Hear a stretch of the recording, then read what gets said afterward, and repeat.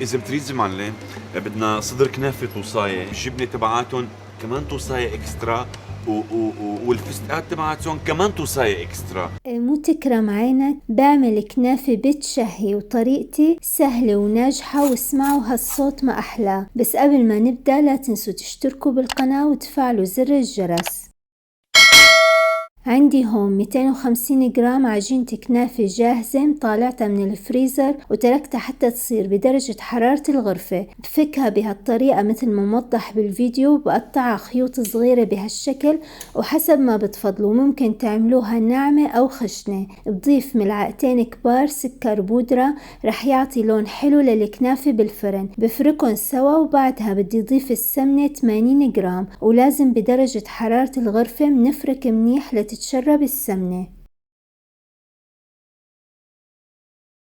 الصينية اللي استخدمتها صينية كيك مقاس 27 لأنه ما عندي صواني كنافة. بدهنها كاملة بالسمنة، والسمنة لازم تكون بدرجة حرارة الغرفة حتى تندهن معنا منيح بشكل متساوي، وهيك ما بتخلي الكنافة تلزق وبتعطي لون ذهبي حلو ومحمرة من كل الأطراف. بوزع الكنافة بشكل متساوي وبتأكد إنها طبقة كاملة بنفس السماكة، وبضغط عليها بكاسة أو بصينية، المهم إنها تصير ناعمة ومتساوية.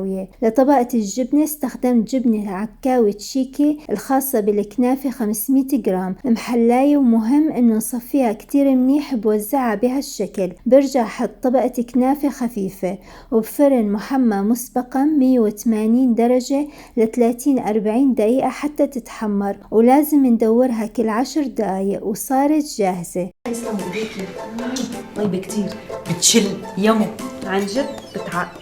بشربها بالقطر، رح اكتب الطريقة بالوصف، واسمعوا هالصوت وشوفوا هاللون ما احلى، ومو ناقصها غير تتزين بالفستق وشكلها بشهي. لازم تجربوها وتبعتولنا تطبيقاتكم على الانستا او الفيسبوك، وخبرونا بتحبوها بالجبنة او بالقشطة.